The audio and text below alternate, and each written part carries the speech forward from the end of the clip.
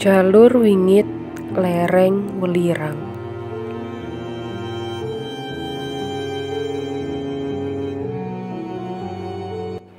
Perkenalkan, namaku Dodi. Pengalaman waktu itu bisa dikatakan sebagai pengalaman yang mungkin tidak akan pernah bisa kulupakan selama hidupku.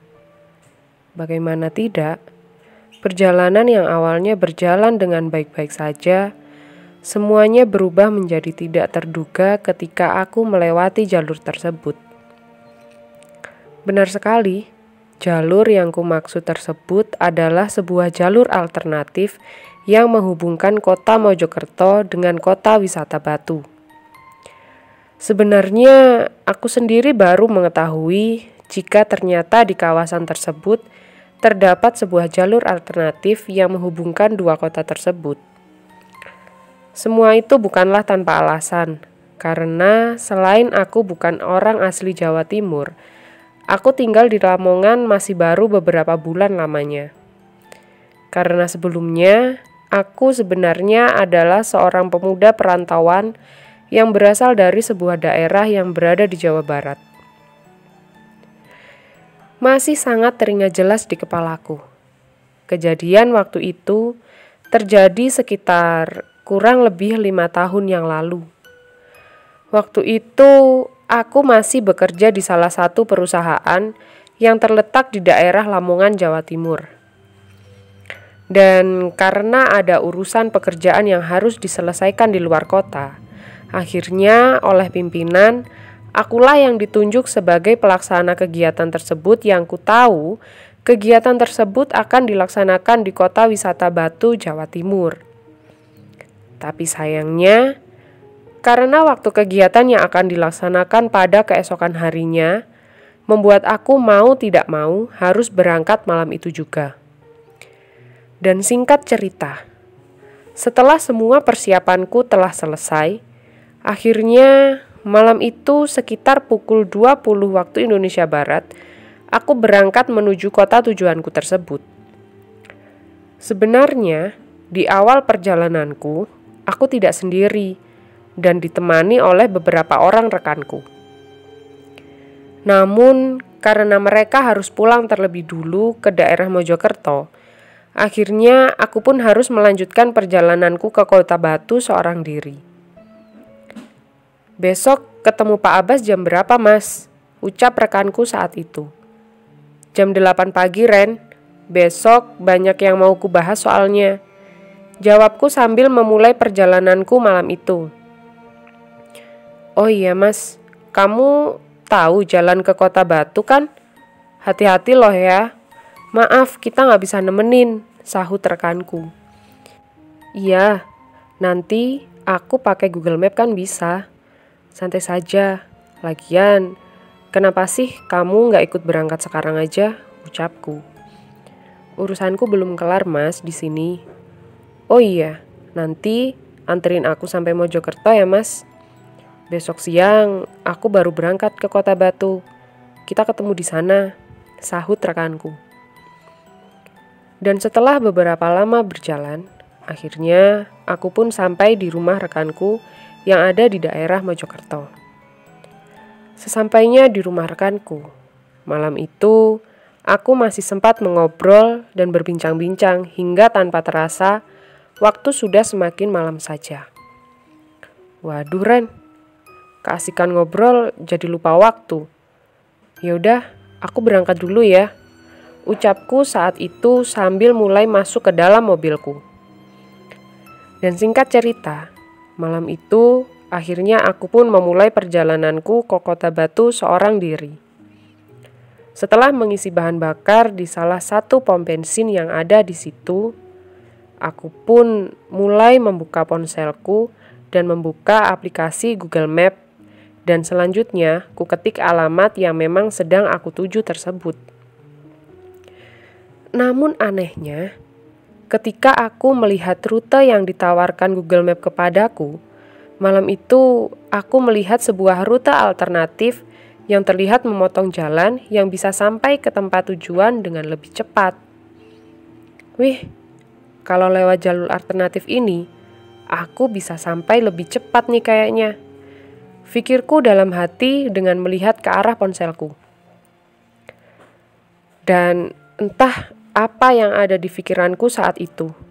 Tanpa pikir panjang, aku pun malam itu mengikuti jalur alternatif tersebut dengan harapan aku bisa lebih cepat sampai ke tempat tujuanku. Dan singkat cerita, akhirnya cerita ini pun terjadi. Selama perjalanan, awalnya semuanya nampak biasa-biasa saja. Jalanan yang sesekali menanjak dengan berdirinya beberapa rumah di kiri dan kanan membuat waktu itu pikiranku menjadi sedikit lebih tenang. Meskipun sebenarnya kondisi lalu lintas malam itu sudah sangat sepi dengan tidak adanya satupun kendaraan yang terlihat warawiri. Waduh, jalur ini sepi banget. Pikirku dalam hati sambil melirik ke arah jam tanganku yang sudah menunjukkan pukul 1 dini hari. Dan akhirnya, setelah beberapa saat aku berjalan, aku pun mulai curiga jika jalur yang kutempuh tersebut adalah sebuah jalur yang berada di kawasan hutan. Semua itu tentu saja bukanlah tanpa alasan. Jalur yang semakin menanjak dan gelap dengan diiringi pepohonan yang tumbuh dengan lebat sudah cukup membuat aku menyimpulkan jika malam itu aku berada di kawasan hutan atau berada di sebuah kaki gunung. Waduh, rute ini sepertinya akan melewati jalur hutan deh. Pikirku dalam hati dengan perasaan yang perlahan juga mulai cemas.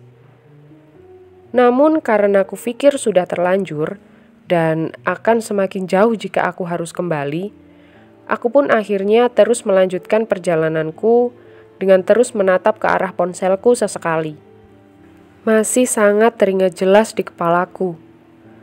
Malam itu, waktu sudah menunjukkan pukul 1.20 dini hari.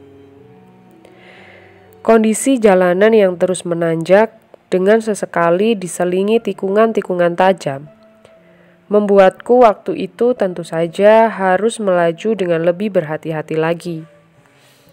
Dan puncaknya, akhirnya aku pun benar-benar masuk di sebuah kawasan hutan yang sangat jauh dari pemukiman. Kondisi jalanan tersebut benar-benar sangat sepi, dengan tidak ada satupun lampu jalan yang menerangi. Hawa dingin yang menusuk dengan kondisi jalan yang terus saja menanjak membuat aku harus tetap pelan-pelan meskipun keadaan waktu itu sudah sangat menegangkan. Sepanjang perjalanan tentu saja aku terus berdoa sebisanya dengan pikiran yang sudah mulai berantakan tidak karuan. Rasa takut, bingung, cemas, dan semuanya seolah bercampur menjadi satu yang aku pun rasanya sudah tidak bisa lagi menjelaskannya. Namun untungnya, setelah beberapa lama aku berjalan, akhirnya aku pun sedikit lega karena malam itu tiba-tiba aku menjumpai sebuah mobil tua yang terlihat berjalan lambat tepat berada di depanku. Bahkan, aku pun juga masih ingat, mobil tua tersebut berjalan dengan sangat pelan ditambah sesekali terlihat kesulitan untuk menanjak. Hal itu sebenarnya memang bisa dibilang wajar, karena jika kulihat dengan lebih teliti lagi, mobil tersebut memang mobil tua keluaran tahun lama dengan warna catnya yang juga sudah mulai terlihat pudar. Dan karena kondisi jalanan yang memang tidak terlalu lebar, akhirnya aku memutuskan untuk terus membututinya karena aku pun tahu rasanya akan susah jika aku memaksa untuk mendahuluinya. Mengingat pandanganku saat itu yang juga terbatas karena minimnya lampu penerangan jalan. Sebenarnya, semua itu tidak menjadi masalah bagiku. Meskipun aku tidak bisa lagi menyelip, setidaknya kini aku tidak sendiri lagi melewati jalanan ini, pikirku. Hal itulah yang seketika membuat aku sedikit lebih tenang, meskipun keadaan di luar sana memang masih sangat menyeramkan. Ya sudahlah, kuikuti saja dari belakang, biar aku tidak sendirian. Pikirku dalam hati dengan terus memperhatikan mobil tua tersebut dari belakang. Namun anehnya, setelah beberapa lama aku berjalan, tiba-tiba pandanganku teralihkan dengan ada banyaknya kawanan kera yang terlihat tepat berada di pinggir kiri dan kanan jalan. Kawanan kera tersebut terlihat aneh, dengan posisinya yang berbaris rapi, dengan tidak ada satupun yang terlihat bergerak, seperti halnya kawanan kera pada umumnya. Bahkan aku pun juga masih ingat, kera-kera tersebut semuanya dalam posisi menunduk dengan warna tubuhnya yang terlihat bermacam-macam. Ada yang berwarna putih, ada yang berwarna abu-abu, dan ada juga yang berwarna hitam.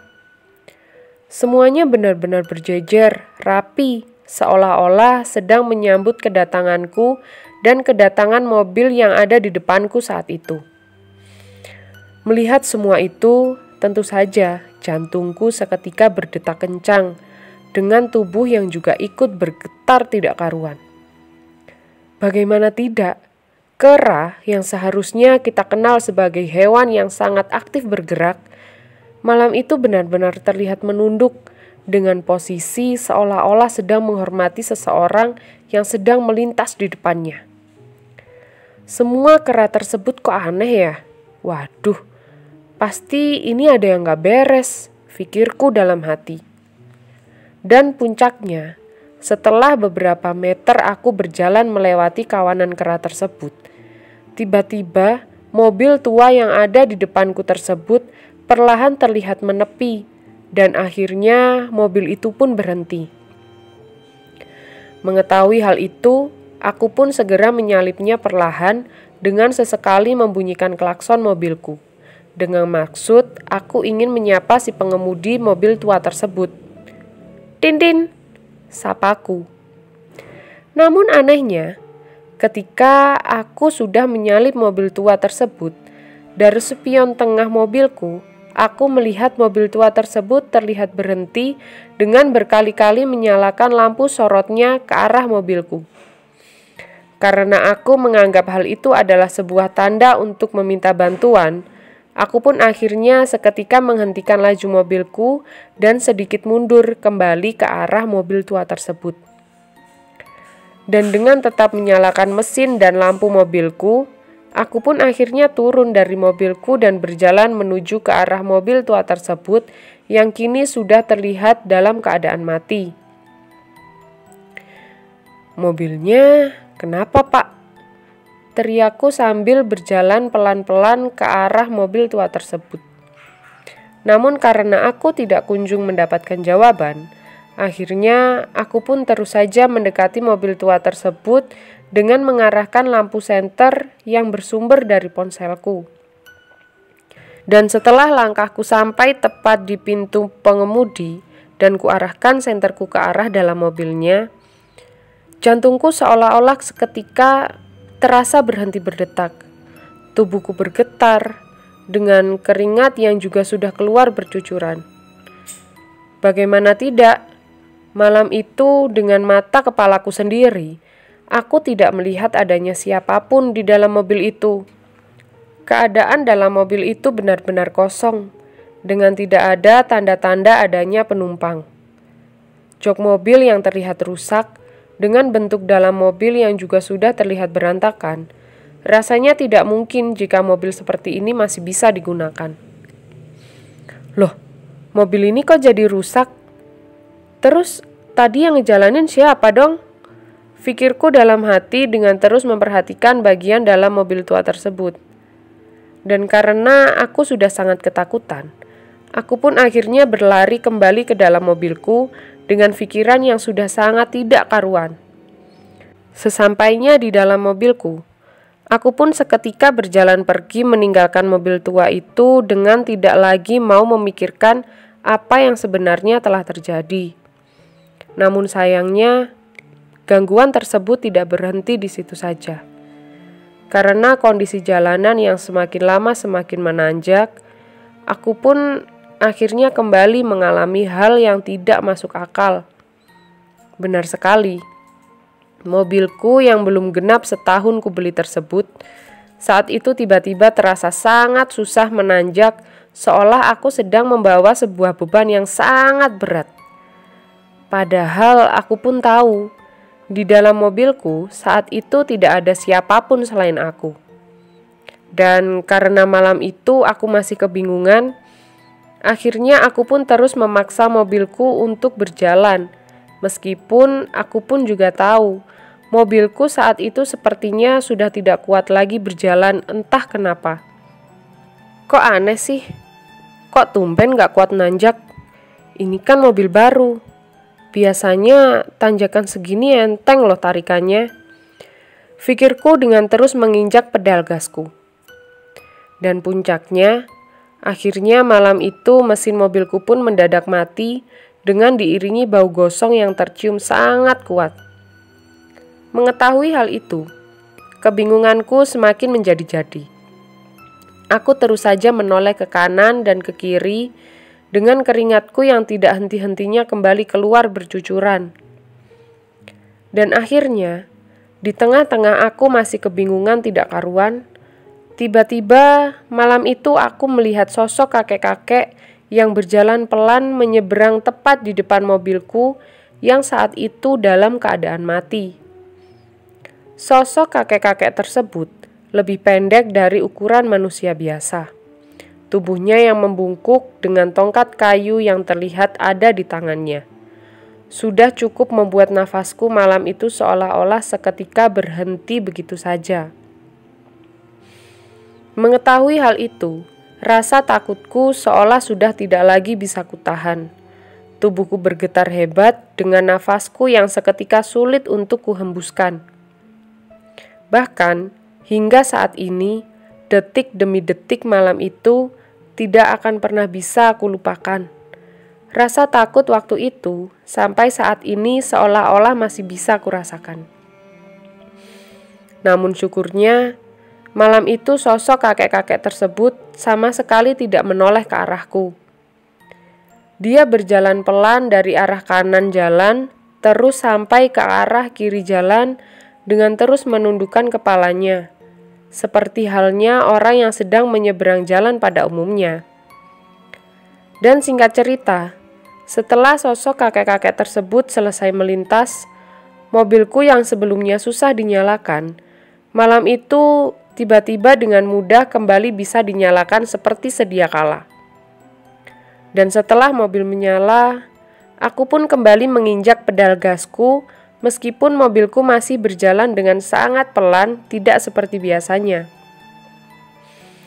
Akhirnya, setelah berhasil melewati tanjakan tersebut, malam itu aku melihat adanya 2 jembatan besi yang sepertinya menjadi penghubung jalanan ini. Di jembatan pertama, aku kembali melihat sebuah pemandangan yang sangat mengerikan. Malam itu, dengan mata kepalaku sendiri, aku melihat ada sesosok wanita yang sedang berdiri tegak, namun tidak menghadap ke arah jalan. Sosok wanita tersebut menghadap ke arah bawah jembatan dengan tidak sekalipun menghiraukan aku yang sedang melintas di jembatan. Mengetahui hal itu, aku pun mencoba tidak menghiraukan dengan tatapanku yang terus fokus ke arah jalan sambil mulutku yang terus berdoa tidak karuan. Tapi sayangnya, ketika aku baru saja sampai di jembatan kedua, malam itu aku kembali melihat adanya sesosok laki-laki dan perempuan yang berdiri tepat di pinggir jembatan. Meskipun aku tidak terlalu jelas melihat bagaimana bentuk wajahnya, yang jelas kedua sosok tersebut tidak mengenakan pakaian sama sekali, dengan suara tawanya yang terdengar jelas seolah-olah sedang mengejekku kegirangan. Dan tidak berhenti di situ saja. Malam itu, aku juga tiba-tiba mencium bau bangkai yang sepertinya berasal dari dalam mobilku. Mengetahui semua itu, aku pun seketika mempercepat laju mobilku dengan tidak sekalipun menghiraukan apapun yang ada di depan mataku saat itu. Namun sayangnya, semua tidak berhenti di situ saja. Beberapa saat setelah aku melewati kedua jembatan tersebut, jalanan yang ada di depanku saat itu tiba-tiba dipenuhi dengan kabut yang sangat tebal. Bahkan, saking tebalnya kabut itu, kondisi jalanan saat itu bisa dikatakan hampir sama sekali tidak terlihat. Lampu sorot yang tidak mampu menembus tebalnya kabut waktu itu membuat aku harus semakin memperlambat laju mobilku. Dengan rasa takutku yang saat itu sudah tidak bisa lagi dijelaskan dengan kata-kata. Dan puncaknya, setelah beberapa lama aku berjalan menembus kabut, tiba-tiba nafasku kembali terasa seolah-olah berhenti. Tubuhku gemetar, dengan mataku yang juga seolah tidak percaya dengan apa yang ada di depanku. Bagaimana tidak? Malam itu, jalanan yang sebelumnya kulalui dari arah Mojokerto tersebut, waktu itu tiba-tiba mendadak menjadi buntu. Di depan mataku, hanya ada rerumputan liar dengan tidak adanya lagi jalanan aspal yang sebelumnya menemani perjalananku. Benar sekali, jalanan aspal tersebut seolah-olah tiba-tiba menghilang dan berhenti di tempat mobilku berhenti saat itu. Mengetahui hal itu, aku pun seketika lemas dengan rasa takutku yang juga sudah tidak bisa lagi kujelaskan. Dan tidak hanya itu, sinyal aplikasi Google Map yang menghilang ditambah kabut yang semakin lama semakin tebal, rasanya benar-benar melengkapi penderitaanku malam itu. Dan singkat cerita, karena aku sudah tidak tahu lagi harus berbuat apa, akhirnya aku pun memutuskan untuk tetap diam di dalam mobil hingga esok pagi dengan harapan agar aku bisa melihat keadaan sekitar sambil menunggu kabut tebal yang turun tersebut bisa sedikit berkurang. Tapi sayangnya, ketika aku masih diam di dalam mobil, gangguan dari makhluk halus tersebut semakin lama seolah semakin banyak saja. Malam itu dari dalam mobilku, aku mendengar banyak sekali suara riuh ramai, seolah-olah malam itu aku sedang berada di tengah-tengah keramaian. Padahal nyatanya, malam itu aku tidak melihat siapapun selain kabut tebal ditambah dengan kegelapan. Dan tidak berhenti di situ saja. Malam itu, aku juga mendengar suara orang warawiri di sekitar mobilku. Suara orang tertawa, suara tangisan, hingga lemparan batu yang diarahkan ke arah kaca samping, belakang, dan depan mobilku saat itu. Malam itu, ketika aku berhenti dan bertahan di dalam mobil, aku benar-benar diteror habis-habisan oleh makhluk halus yang ada di situ. Tidak hanya dalam bentuk suara. Waktu itu, aku juga sempat melihat adanya sesosok wanita tua yang terlihat duduk-duduk tepat di bagian depan mobilku. Namun, karena aku sudah tidak kuat lagi melihat dan merasakan semua itu, aku pun akhirnya hanya diam sambil memejamkan mata dengan mulutku yang tidak henti-hentinya memanjatkan doa sebisanya. Dan puncaknya, akhirnya semua itu pun dapat kulewati dengan keadaan baik-baik saja. Keesokan harinya, ketika kabut sudah menghilang dan keadaan sudah semakin terang, aku pun seketika keluar dari mobilku untuk melihat-lihat bagaimana keadaan yang ada di sekitar. Tapi sayangnya, ketika aku keluar dari mobilku, tubuhku kembali bergetar dengan jantungku yang juga kembali berdetak dengan sangat kencang. Bagaimana tidak, pagi itu Ternyata aku sudah berada di tengah-tengah sebuah komplek pabrik yang sudah terbengkalai. Komplek tersebut terlihat luas dengan bangunan yang juga sudah sangat rusak tidak terawat. Bahkan, setelah puas melihat itu semua, aku pun sempat kesulitan menemukan jalan utama karena pabrik terbengkalai tersebut benar-benar sangatlah luas. Dan singkat cerita, setelah beberapa lama kemudian, aku pun akhirnya berhasil keluar dari kawasan pabrik terbengkalai tersebut dan kembali ke jalan utama untuk melanjutkan perjalananku. Selama perjalanan waktu itu, waktuku habiskan dengan melamun karena aku masih tidak percaya dengan apa yang sudah kualami. Selain melihat banyak sekali keanehan, aku seolah-olah dipindah dari jalan utama dan tiba-tiba berada di tengah kawasan pabrik terbengkalai yang anehnya semalam aku mendengar dengan sangat jelas suara banyak orang yang sepertinya berasal dari arah pabrik tersebut. Tapi pada kenyataannya pabrik tersebut sudah kosong dan terbengkalai. Akhir cerita, aku pun sampai di pusat kota dan terus melanjutkan perjalananku hingga sampai di tujuan sekitar pukul 10 pagi.